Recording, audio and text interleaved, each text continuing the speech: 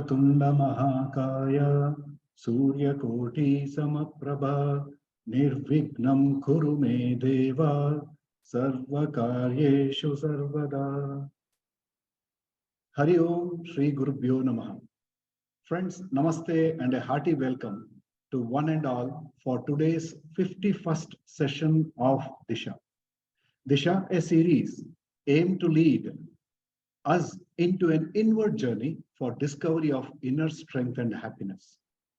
Today, our Param Vedanta teacher, Dr. Sundar, shall explain about yoga from two texts, namely from verses 23 to 34 of chapter 11, Viśva rūpa darśana yoga of Bhagavad Gita, Arjuna's description of universal form, and Krishna's answers to Arjuna's question. Then from Tattva Bodha under subtopic Karma Yoga, right attitude to results of action.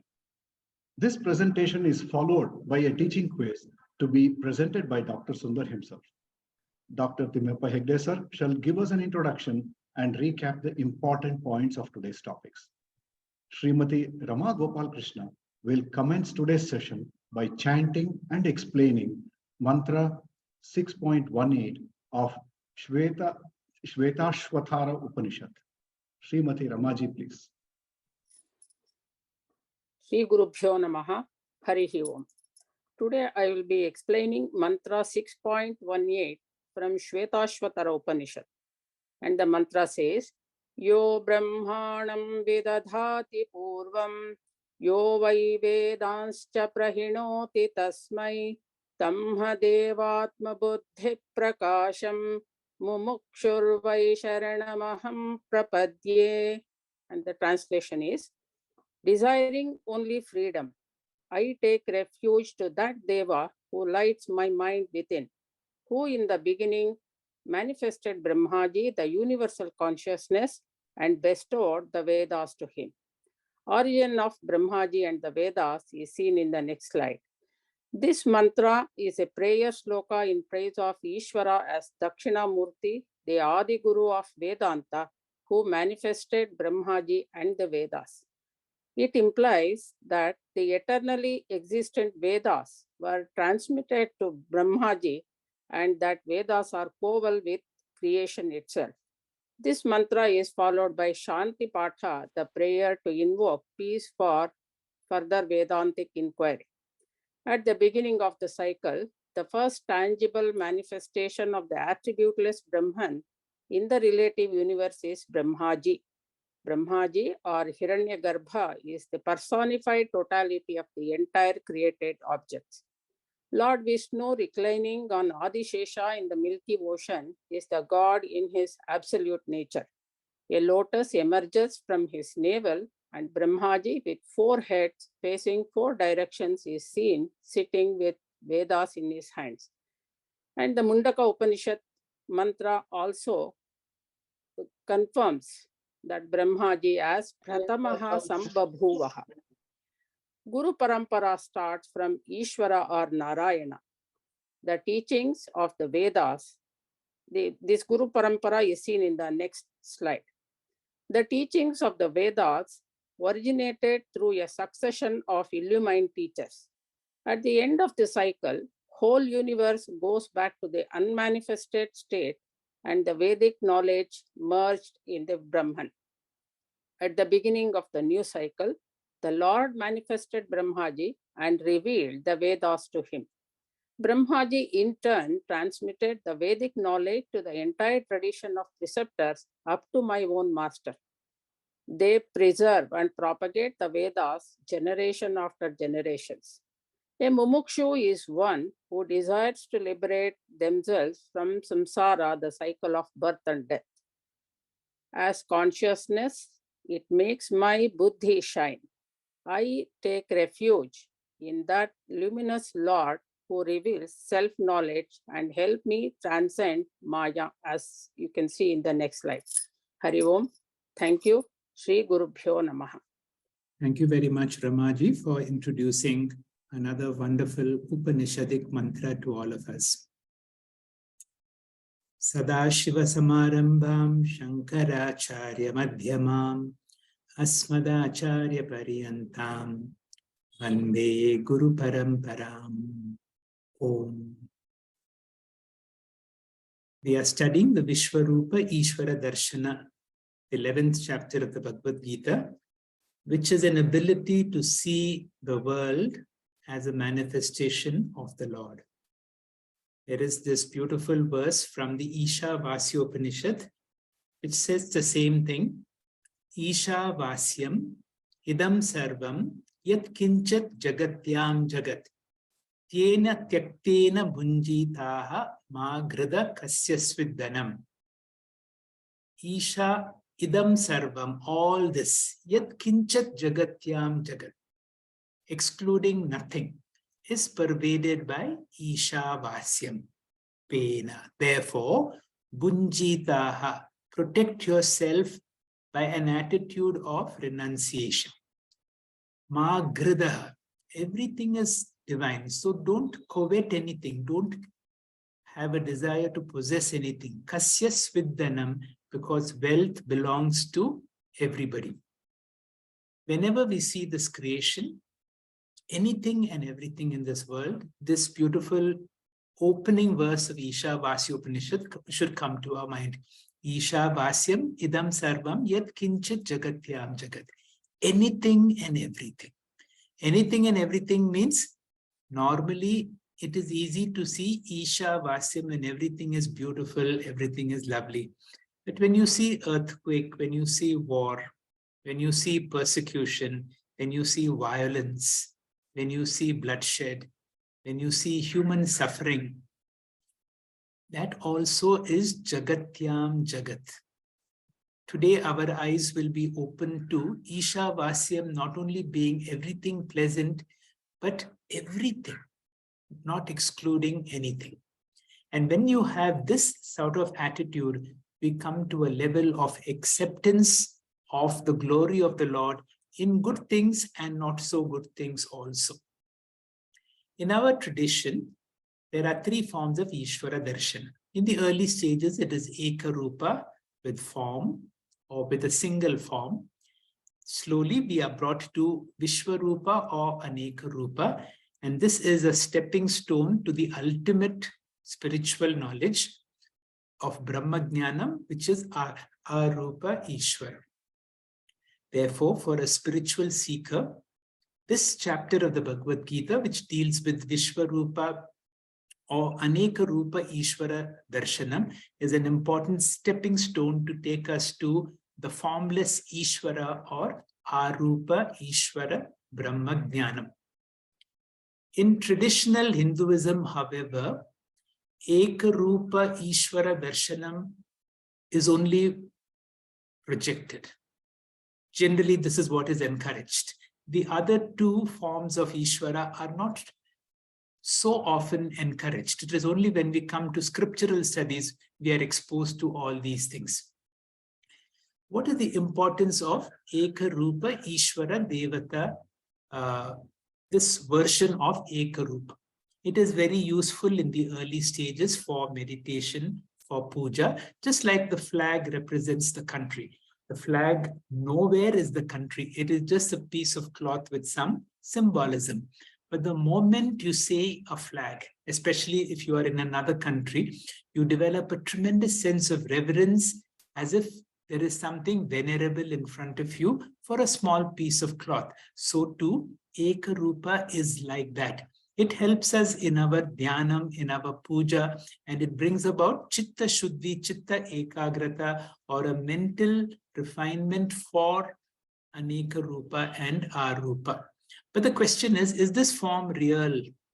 And the other problem is, once we get attached to a form of Ishvara in the form of Rama, Krishna, then a desire comes, can I have darshana in this form? Now this can become a limitation.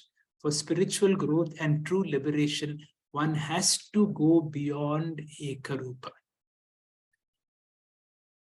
Now, Bhagwan is both the intelligent and the material cause of the universe. This is how Mundaka Upanishad gives us the spider example to say that this whole world is Bhagwan in its material form. So God is both the intelligent and the material cause of the universe. And if this is understood, then anything and everything that I see, suddenly my eyes open to a certain reverence to the ground that I am seated on, to anything that I can touch, feel, and experience as Ishvara. What is the importance of Viśva, rūpa, Ishvara, darśanam? The moment you have godliness all around, it eliminates all forms of pride and arrogance. We will never claim any accomplishment as mine. There is no sense of otherness, because only when there is otherness, there is jealousy, matsarya, or competition, because everything else and everybody else is none other than a manifestation of God. If this whole world is God, how can I possess anything? Everything belongs to God, including my body. Then there is tolerance to all forms. There is no hatred to any form. Finally, from Aneka Rūpa, Viśva Rūpa becomes the stepping stone. The movement from Aneka Rūpa to Aropa is possible only through grace. And that is why all these chapters bring so much of bhakti.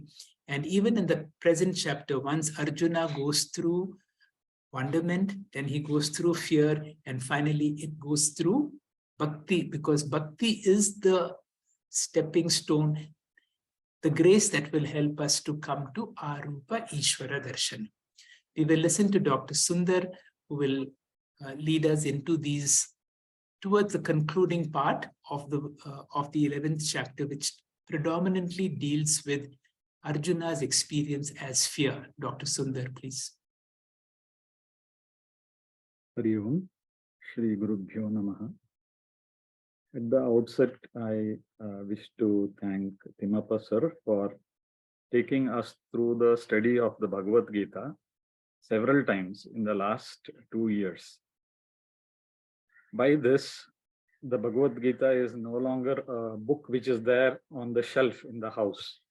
As we see in the picture in the bottom of the slide, so earlier your idea is of a scattered amount of data, and then there is some amount of link between the ideas which are there in the Gita.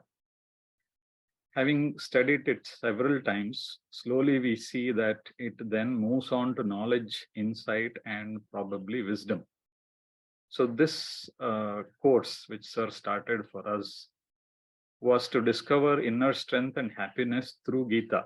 That is the information within the Gita. If it moves to become a wisdom, then we are better able to take charge of our future. So indeed, it has helped us in Param Vedanta to gradually move towards this goal. In this next slide, we get a bird's eye view of the 11th chapter. Nestled in the center of this chapter is 30 odd verses which deal with the 3 stages Arjuna goes through, the famous 3 stages he goes through in this chapter, which is of wonderment, fear, and devotion. This, of course, follows a question from Arjuna earlier in the chapter that despite the 72 vibhutis that were revealed by Lord Krishna, he is not able to get a full impact of them. He still continues to have ragadveshas. So he asks Krishna, is there a way in which he can remove the ragadveshas, even if it is temporary? So the Divya Chakshu given to him makes everything divine. However, the wonderment slowly becomes fear because he sees the not so nice things in this creation also as the Lord. And then doubts come in his mind, which the Lord resolves. In this next slide, we are now entering the stage of fear, which is the second stage. Even the stage of wonderment, there were a few lines which gave a hint of fear, as was seen in this 19th and 20th verse, when the Deepta Hutasa Vaktram is described. That is, the Lord's mouth is described as consuming oblations like the fire consumes, and that it is well lit. And Arjuna remarked this form as Ugram in the 20th verse. In this next slide, we go to the second stage proper. Let us see what is revealed in these verses. In the 23rd verse, Lokaha pravyatita santi tata ahamapi asmi. Lord Arjuna is saying, the worlds are frightened. I too am frightened. What is the reason? Drishtva, having seen Mahat Rūpam, this huge universal form of the Lord, which comprised of Bahuvaktra Netram, many eyes, many mouths, Bahubahu Urupadam, many thighs, arms, and feet, Bahu Udaram, many bellies, Bahu Damstrakaralam. This is underlined in red because this is the source of fear for Arjuna. Amidst all the wonderment, he is also seeing the Karala, that is the terrible, fierce, Damstra, the sharp teeth or the tusk, which the Viśva rūpa Ishvara possesses. And then we move to this 24th verse. Aham na vidami, I do not find, Drithim, which is courage, and Samam, composure. That Aham, Arjuna is quantifying with this Pravyatitantaratma. I am that Aham who is frightened to the core. Again, he gives the reason, Drishtva, Tvam, having seen you, which refers to the Viśva rūpa Ishvara, who is Nabhasparsham, who is touching the sky. Vyattananam, whose mouth is widely opened. Deepta Vishala Netram, well lit large eyes. Deepta Aneka Varnam, effulgent, various forms. In this 25th verse, we see the continued narrative of fear. Lord Arjuna is saying, O Jagannivasa, O Devesha, Tvam Prasida, O Lord, be gracious. Aham na jane, I do not know. DISHA means I do not know the directions, which actually implies that Arjuna is saying, I am disoriented. Aham na labhe sharma, I am not gaining any joy looking at your fierce form. He again comes back to that terrible mouth. Drishtva, te mukhani, in your face. Damshtra karalani, looking in your face, the sharp tusks, the fearsome teeth, and also kālanala sannibhani, the fire which is there in the mouth of Lord Krishna. Arjuna, out of his fear, is comparing to the fire at the prayana kāla, which consumes everything. Earlier in this chapter, we have seen Lord Krishna teaching us the perception perspective exercise. That is, merely looking at this world as world is perception, but looking at the world as divine is perspective. This added layer of perspective, as we have seen earlier, comes by the knowledge from the earlier chapters that everything around me manifested from God. And it also comes from the purity of mind that I have achieved through karma upasana yoga.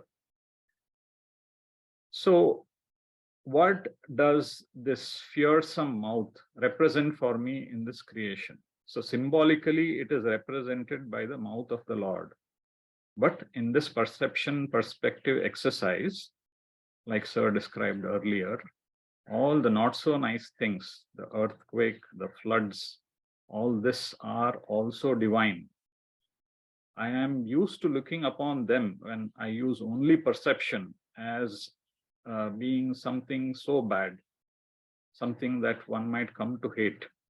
In this chapter, Lord Krishna is making us this practice of perception perspective exercise to start looking at the totality as being divine. Let us continue this narrative in this next slide.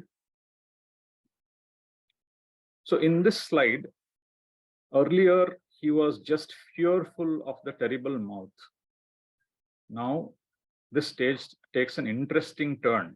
Into that mouth, he starts seeing the soldiers who are also his relatives entering into that mouth.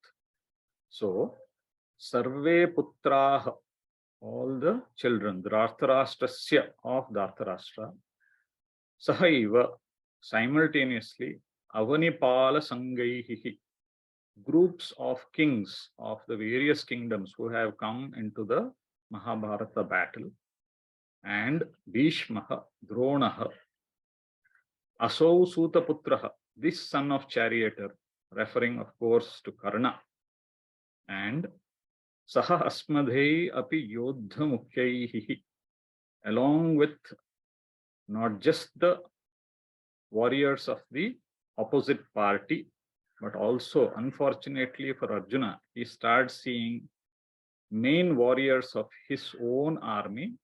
What is happening to them? We have to borrow the verb from the next verse, Vishanti. Tvam Vishanti. So all of these people, Arjuna sees as entering this terrible mouth of the Lord.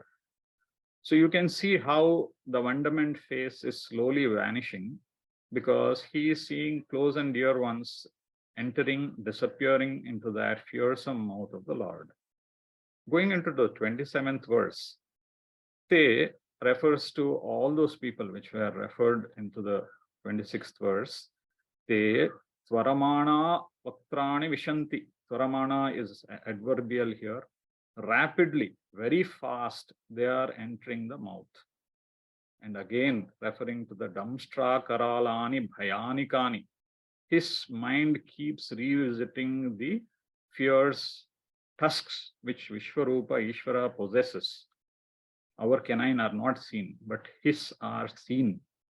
And just like the horror movie, the wonderment parts are slowly disappearing away. And his mind is now completely, repeatedly being preoccupied with the fierce, terrible form of the mouth. Kechid Vilagnaha, some struck ones, Sandarshante, some struck ones are seen. Where are these struck ones seen? Dashanantareshu, these struck ones are seen in between the teeth. Such gory turn is taken in this chapter of the Gita as if it were a terrorist attack.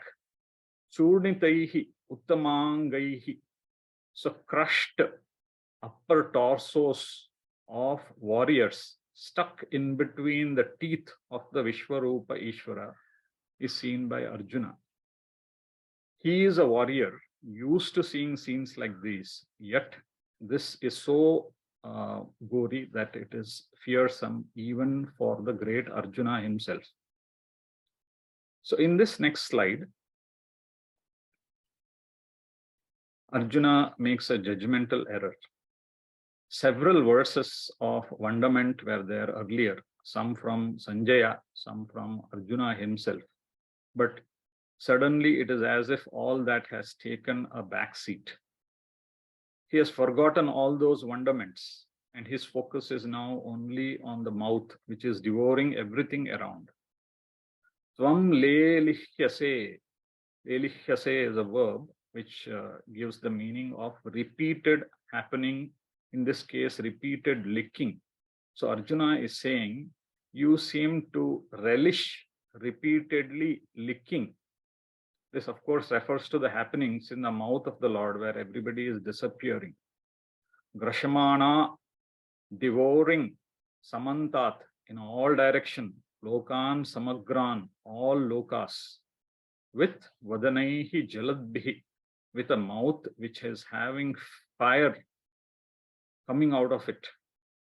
So Arjuna is picturizing the Lord who is enjoying, as it were, devouring everything with his fierce mouth, with the fire therein. Ugra bhasaha pratapanti. Tava, your fierce, radiating rays are scorching what? Jagat Samagram. This entire world is being scorched by your fierce rays. Apurya Tejobhihi, having pervaded with its heat energy. So look at the verse, Lokan Samagran Samantat, and again in the second quarter of the verse, Samagran. So he has completely forgotten the beautiful wonderment part of Vishvarupa Ishvara.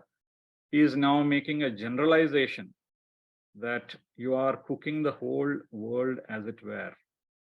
So it is as if all of us are on a conveyor belt waiting to enter the mouth of the Lord. Just like some food is lying in the refrigerator, some has reached the kitchen table, some has reached the dining table, some has reached the mouth. Arjuna seems to suggest that all of us are in the waiting queue, waiting for that moment to disappear into the Lord's mouth. So he has become pessimistic. We have seen earlier, as Sir described, that the Vishvarupa Ishvara Darshanam was meant to be a crucial stepping stone to leap to Arupa Ishvara Bhakti. But look at this situation here where forget about Bhakti. He has even forgotten about the wonderment which is there around him. He is completely preoccupied by the destruction happening at the Lord's mouth. Therefore, Arjuna has a situation of a doubt, and he comes to question upon the Lord in this 31st verse. Bhavan Ugra Rūpaha Kaha. Who are you? Akyahi me, tell me. At the same time, Tvam Prasida Namostute.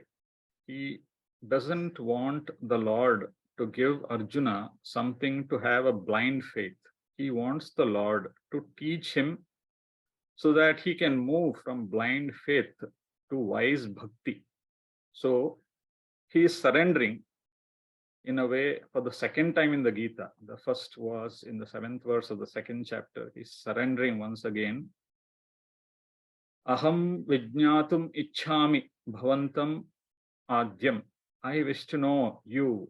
Adyam refers to your origin, your source. What is your background? I wish to know. Aham na prajanami tava pravrittim. I do not understand your function. So all of us, like Arjuna, come to believe that Lord is all compassion, all beauty, all smiles. But here is a gory form of the Lord who is uprooting, removing everything, that is, whatever is coming in front of him. So comes these two questions.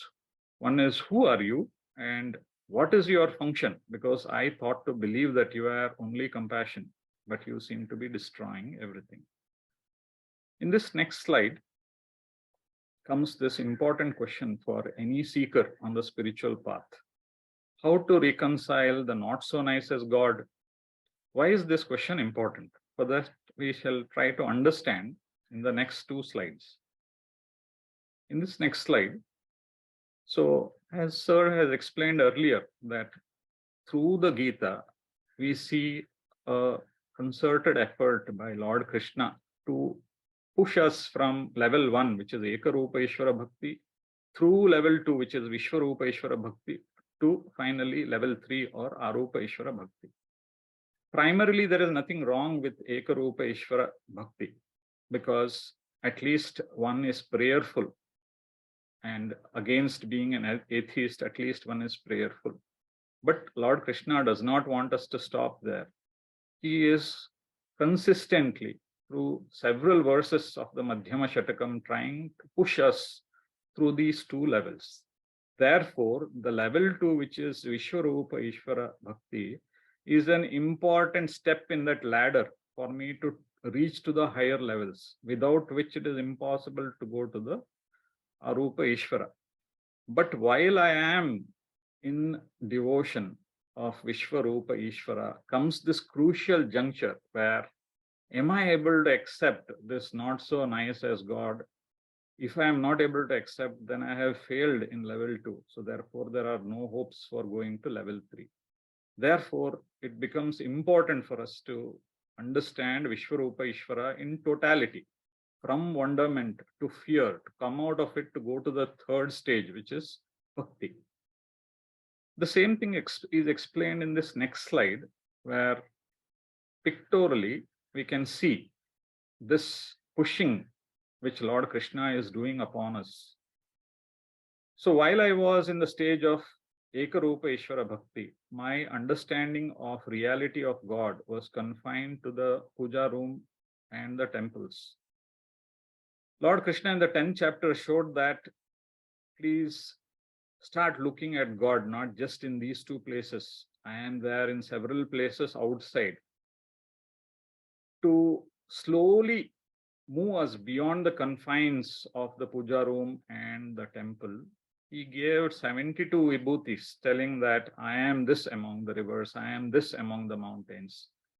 So I am this among these, that he did in the 10th chapter to bring our misunderstanding of the nature of God to outside the confines of the puja room and temple.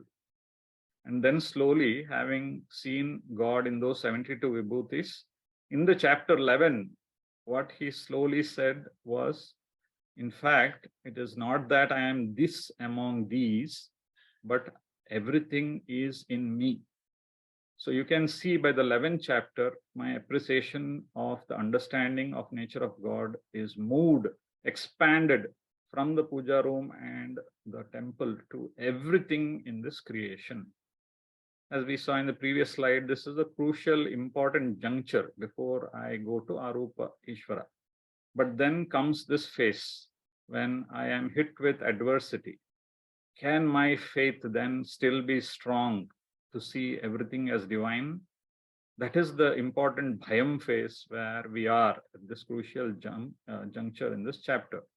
Therefore, unless we answer this question, how to reconcile the not so nice as God, we will not have the totality of Vishwarupa Ishvara. Level 2 is not sustained, so there is no question of reaching to level 3. So this is the risk we take as seekers, that in the pursuit of stepping stone, am I at the risk of questioning the very existence of God? Am I at the risk of being thrown out of this table of Ekarupa and Vishwarupa, Arupa Ishvara? Because there is the risk one can become an atheist if something terrible happens. But before such a thing really happens, Lord Krishna is taking us through a trial in this chapter, and fortunately, out of his compassion, giving us the answers how to reconcile the not so nice as God. So let us see how that happens in the next 3 crucial verses. So this is the answer by Lord Krishna for how to reconcile the not so nice as God. Lord Krishna says, Aham kāla asmi. Aham pravruddha lokakshaya krit kāla asmi. I am time principle. Pravruddha means activated or fructified. So this is the battlefield. And what does time do in the battlefield? Maybe when the universe is being created, time is behaving as a Shrishtikarta. When universe is being after creation, it is a Sthitikarta. But obviously in the middle of a battlefield, it will be a Layakarta. So when he refers to himself as time principle, he is lokakshayakrit, fructified to bring about destruction. Aham pravruttha lokan samhartum iha. So he's telling here in the middle of the battlefield, my function is to destroy the worlds. Ye yoddah sarve, all these warriors, pratyanikeshu, in both the armies, na bhavishyanti, they will not exist. Rite apitvam. So this is an important thing Lord Krishna is telling, that he is fructified time principle and he will go on to do what is supposed to happen, whether I am there or not, whether Arjuna is there or not. Arjuna is supposed to be the best bowman in the whole world. But he is telling Arjuna, whether you are there or not, it doesn't matter. Arjuna wanted to take the high moral ground and tell that war will cause a lot of problems in the first chapter. So he wanted to stop it. Lord Krishna is categorically telling that the time has come. He is the karma phala data. the time has come, whether you are there or not, this is going to be destroyed. Going further, in the 33rd verse, O Vyāsācārya, he is referring to Arjuna as the ambidextrous one. Tasmad, therefore. Therefore means because the Lord is time principle, because he is karma phaladata, because he is supposed to maintain the harmonic creation destruction cycle. He will do what is supposed to be done. There is no choice for Arjuna there. Tvam uttistha. So he is asking Arjuna to stand up. Why? Because out of fear, Arjuna had forgotten about the battle. He is telling Tvam uttistha. Tvam yasha labhasva. May you gain fame. Tvam bhungshva rajyam samriddhim. May you enjoy a prosperous kingdom. Jitva shatrun. After having destroyed the enemies. Tvam nimitta matram bhava. Be an instrument in my hands. Why? Ete means all the people he has referred to earlier, nihata, have been killed, maya, by me, purvameva. Lord is telling it is as if all these warriors in the battlefield have already been killed. It is destined, they are already gone. So therefore he is telling Arjuna, do what you are supposed to do. Nimitta matram bhava here refers to a teaching to Arjuna and to all of us that we need to align what we wish to do, not based on our ragadveshas, but based on dharma adharma vidhi, based on Ishwararpanam and Ishvara prasada bhava. There are two words in this verse which make this slight controversy. Purvameva gives the idea that this has already been predestined. Nimitta matram bhava, become a mere instrument in my hands. So this can be wrongly interpreted that there is no free will, fate alone is there. But the answer to this is that we do have a choice. The choice is between taking to my ragadveshas or to live up to dharma adharma. Either I take up to karma or I take up to karma yoga. That is the choice that is there. Therefore, this is not a verse about fatalism. We do have free will. The same thing is further explained here. Nihata purvameva of the previous verse. So who have been destroyed? Purvameva, earlier itself. That is explained in this 34th verse. Dronam, Bhishmam, Jayadratham, Karnam, Tata Anyan api Yodhaviran. So all these have been Nihata Purvameva, Maya Hatam.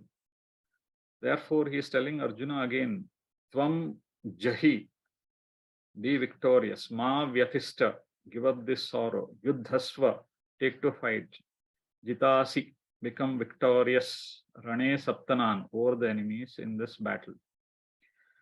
So, Acharyas, through their Bhashyam and Pujya Swami Paramarthananda ji, bring a lot of messages out of these three verses to answer this question, how to reconcile the not so good as God. Primarily, we have to understand that Lord displays his compassion by maintaining the harmony in this creation-destruction cycle. That is his compassion. I cannot falsely misplace a question on compassion because something right has not happened to me. One cannot look at selfishly one's small perspective in the perspective of this whole world. So as a karma phaladata, he has to do what is supposed to be done. Now in this next slide, let us try to analyze and understand what few take-home points are there for us on this question, how to reconcile the not so nice as God. What should be my attitude to the God who is also the terrible cyclone, the hurricane, the earthquake? All of us are going to face adversities. And as a Gita student, the difficult thing is to get out of this three levels of bhakti altogether because I hit an adversity. So when do I get this toolkit? Not when I get into some adversities. When things are well, we need to have this toolkit in our hand so that we have the right attitude. When terrible things happen, we still are able to see the totality of Viśva, rūpa, Ishvara, so that we are not shaken from our journey to move towards Arūpa Ishvara. So the first point is to see the good and the bad as inseparable, to see them as essential complements and not as pairs of opposite. When I look at them as pairs of opposites, I bring in my raga dveshas, I pick and choose. When I see them as complementary, as essential, I then accept it. Second is that God is karma phala data and he has the responsibility to maintain the harmony. He certainly does what it is good for me. I will get what I deserve, not necessarily what I desire. Third point, don't blame him. We decide our future by our karmas. It is all what we have done in the past, which is coming back to me. Fourth point is, like was said in the second chapter, tasmad apariharyarte nanusochitum arhasi. When there is a choiceless situation, I have tried my best to change it. When I know it is choiceless, I have to accept it gracefully with a smile. Now, this is very interesting, the fifth point. Pujya Swamiji says that every time an adversity comes, smile, be happy, because one count of papa has reduced. Look at the adversity as a purification process. So, therefore, how am I to do the perception perspective exercise? Earlier in the chapter, in the wonderment stage, we were taught to see all the hands belongs to the God. All the ornaments worn by all the warriors belong to the God. All the weapons all the warriors carried belong to the God. This created wonderment. Same thing needs to be done when there is adversity. When, like Swamiji says, when diabetes is there, I don't look at it as an enemy and hate it. I should instead not forget this teaching. Whatever is in my hands to do, I do. But understand that it is like the Viśva, rūpa, Ishvara with those terrible dumpster karalani may have bitten off a part of my pancreas. So people in the hospital we see have undergone an amputation. So we don't see it as something to hate God or something to question the compassion of God, or even worse, question the very existence of God. We have to use this toolkit and look at the totality and accept gracefully that the Viśva, rūpa, Ishvara may have bitten off my feet. So in one word, this entire teaching is captured in this nimitta matram bhava Vyāsācārya. If at every moment I can align my karmas, not by my raga dvesha, but by his will. If I can seat Lord Krishna in the intellect, then the chariot will ride towards Shreyas and not Preyas. So in this next slide, we go to the, so this was one more nice thing that comes through this chapter, that karma yoga, which is seen as Ishvara Arpanam and Ishvara Prasada, will fail without a total understanding of Ishvara, because when adversity comes, how can I do Ishvara Arpanam and how can I do Ishvara Prasada? So at that time, the karma yoga will fail. So we need to have this understanding of the totality of Viśva, rūpa, Ishvara. Then only we can wear that karma yoga with us. Otherwise, it will lead to a crisis of faith. Now we go to the second segment of today's presentation, which was on karma yoga and the attitudes to the action and the results. So this is done several times, but it helps me to keep recollecting and reminding every time it is presented. Would you go to the next slide, sir? So karma and yoga. Karma is the right action, yoga is the right attitude. That right attitude can be seen as a right attitude to the act on the left side and right attitude to the result on the right side. What is the right attitude to act? It is Ishvara Arpana Bhava. Whatever I do, that more important than the act is the feeling within me that I am doing it as a humble submission at his feet. I am doing it out of tremendous gratitude for all that he has given me. I am doing it as an instrument in his hands without egoism and without undue doership. What happens with this is every single act is no longer seen as boring or mundane, and I look at doing it with excellence, with 100%, because it is naivedyam, an offering to him.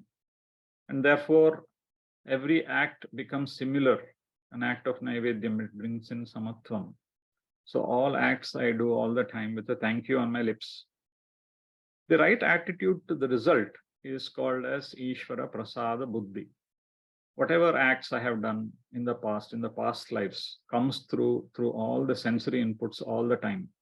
I accept all of them as Ishvara Prasada. The wonderful thing with this is whether the material result is success or failure, I am looking at the inner growth or Chitta Shuddhi. Therefore, I always see success, whatever be the material result. Therefore, this also brings to me samatvam. Also, I learn from all experiences in life. Therefore, I always have yes on my lips. This yes is to gracefully accepting from him whatever comes towards me. Thank you.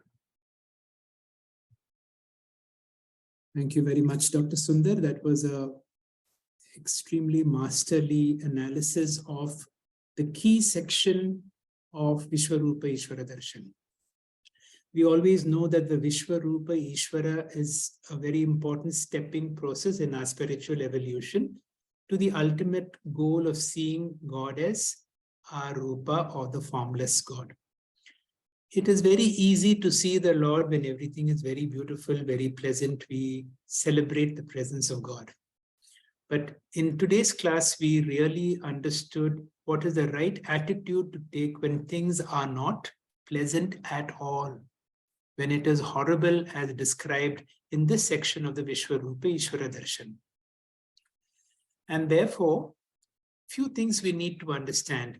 Or anyone who is born will die. Anything that is created will be destroyed.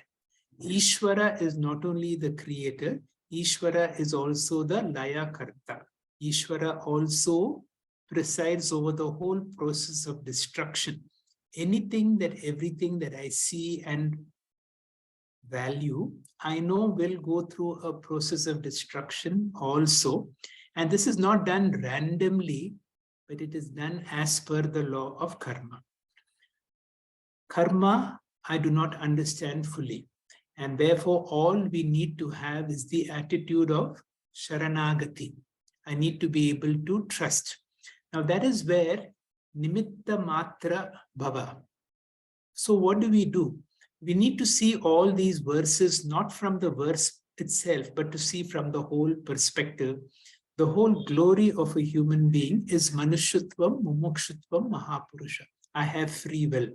And when I have free will, therefore, and what is my thing? To be a useful instrument. And how does a useful instrument serve? Not as per my likes and dislikes, not as per mamakara or ahankara, as per dharma and adharma, and as per what I'm supposed to do and as per what I'm not supposed to do. So these guidelines are very clear. And therefore, with a nice integration of karma yoga and Viśva rūpa Ishvara, and when there is a certain level of trust, ultimately it comes to the level of bhakti. You have nicely brought out the integration of karma yoga in Viśva rūpa Ishvara. The first is the Ishvara Arpana. Ishvara Arpana done out of gratefulness. So there are two important takeaways. One is the attitude of gratitude. Thank you. And through thank you, a sense of gratefulness that I do everything. And finally, through the level of acceptance, I accept 100%.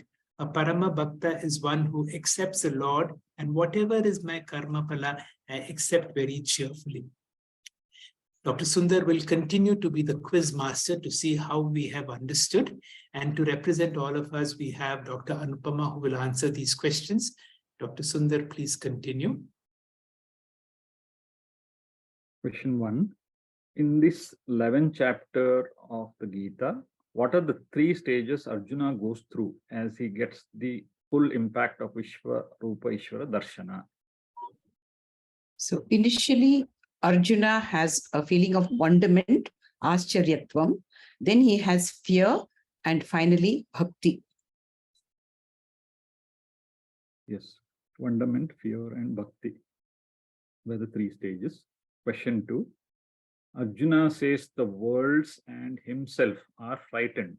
Having seen what are they frightened as in this verse?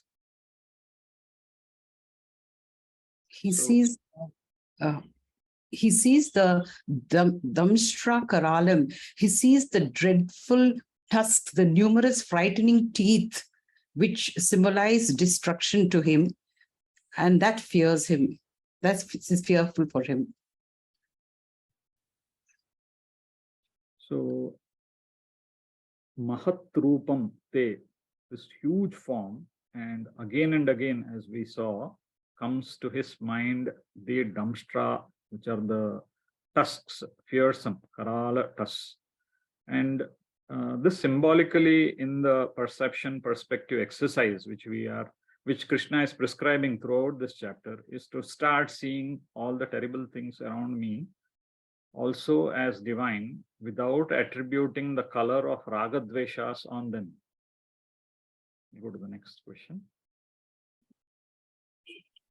Bhagavan will appear to be compassionate at some time, and the very same Bhagavan will appear to me cruel at another time.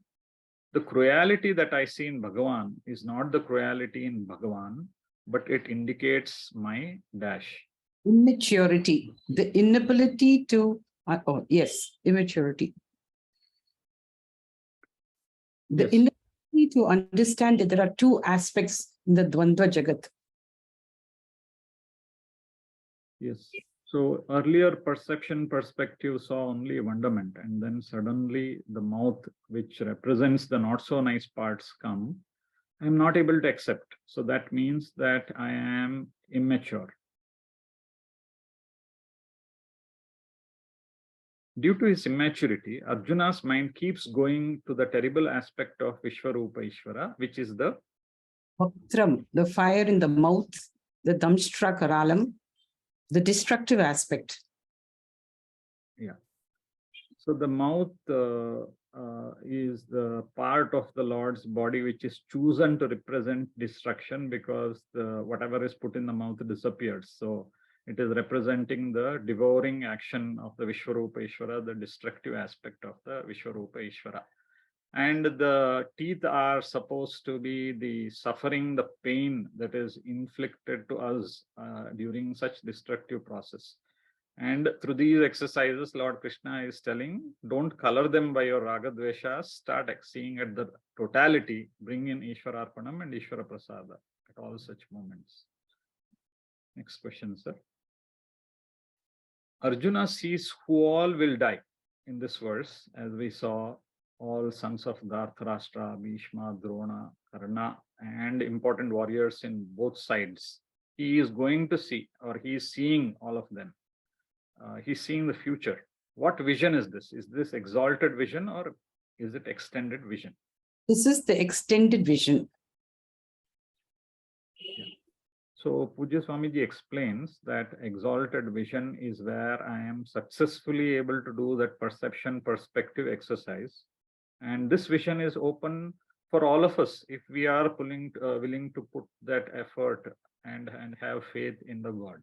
But Arjuna also had a second type of vision in this chapter, which we do not have privy to, which is the extended vision, that he was able to see the future. Next slide, sir.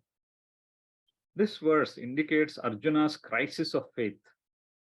What is the meaning of the word lelihyase? Lelihyase means to lick, and in this, it is licking with relish, which makes it more horrifying. Yeah. So he is coloring what is happening there with his raga dveshas and attributing to the Lord that you don't seem to be compassionate. You seem to be enjoying what is happening. This is without understanding the totality of how things work. Therefore, this is the moment of crisis of faith for Arjuna. And we can also come to face about such crisis of faith. And this section is about tackling ourselves when such a crisis of faith comes, so that I don't slip down my bhakti, rather use it as an opportunity to climb up the ladder. Next question, sir. Arjuna asks, you seem to relish licking with your mouth. Who are you? Can the one without compassion be God? What is the answer for this important question? And this answer, Lord Krishna uses to demolish that crisis of faith, not just for Arjuna, but for all of us seekers. Whenever we have an adversity, how can I tackle this question and not slip down faith? God without compassion, looking at the micro aspect or through jiva drishti, a situation may be uncomfortable or unfair, but if we too see the cosmic, the samashti drishti, it may be a natural cycle of dharma, which the Lord has to monitor, or it has to go on irrespective of our personal view. If we put mamakara, ahankara aside, whatever looks like cruel is not really so cruel. So we should understand that things helplessly happen and it is not the role of God. So for that question, Akyahi me bhavan ugra rūpaha kaha. So Lord Krishna answers by saying, Aham pravriddha kāla asmi. I am fructified time principle. So in this situation, in the middle of the battle, he has now taken the form of Layakarta more than the Srishti and Sthitikarta. And Bhagavan is better than the best of the computer. All karmas which are done are meticulously calculated, stored in the memory, and then as a karma phaladata, we get the result. So there is no question of doubting his ability or the timing. So we have to accept. So this understanding is brought about through this chapter so that we can face adversities and not be shaken out of our faith.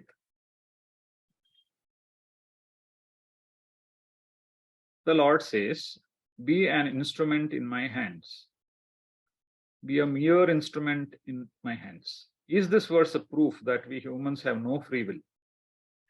We do have free will, but once we come to mumukshutvam, our free will should be aligned with that of God. When we align with, we know the difference between dharma and adharma. When we align our karma to the dharmic ways as God wills, this alignment becomes, we become an instrument in the hands of God. There should be no contradictory thoughts. It should be a willing alignment with the will of God. And then we become an instrument in the hands of God.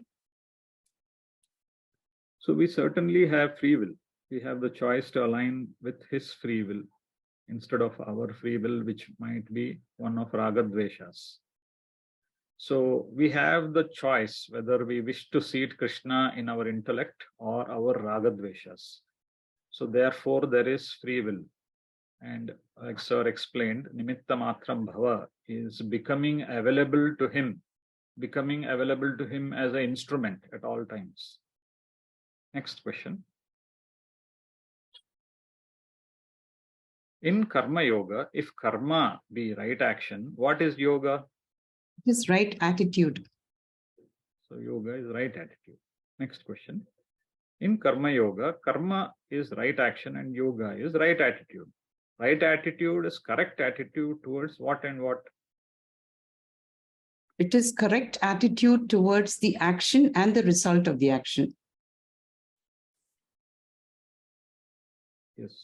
So we saw in the Tattva Bodha action that we need to have the appropriate attitude whenever we are doing any action, and also an appropriate attitude when we are reaping the results. That is yoga. Why does the karma yogi never fail? Karma yogi doesn't fail because his success is not the materialistic one, but the spiritual. Spiritually, he gains whether he materialistically fails or loses. There is always growth spiritually. So this is the greatest revelation in the Karma Yoga part of the Gita.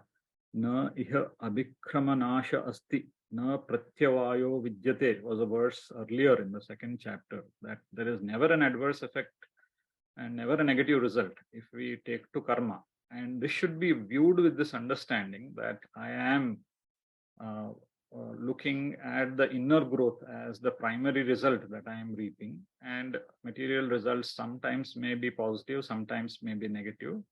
It is okay, but my outlook is towards the inner growth. Then I see every failure also as a successful failure because it is causing inner growth. Next question, sir. Karma Yoga is attitude of gratitude.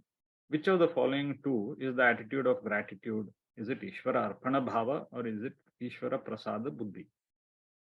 Arpana happens out of fullness and gratitude. So Ishvara Arpana Bhava is the attitude of gratitude. Yeah, the attitude of gratitude is Ishvara Arpana Bhava.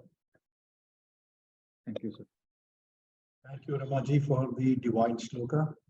Thank you, Dr. Sundar, for your super presentation and for presenting the teaching quiz, a quiz aimed to remind and emphasize the key aspects of today's topic.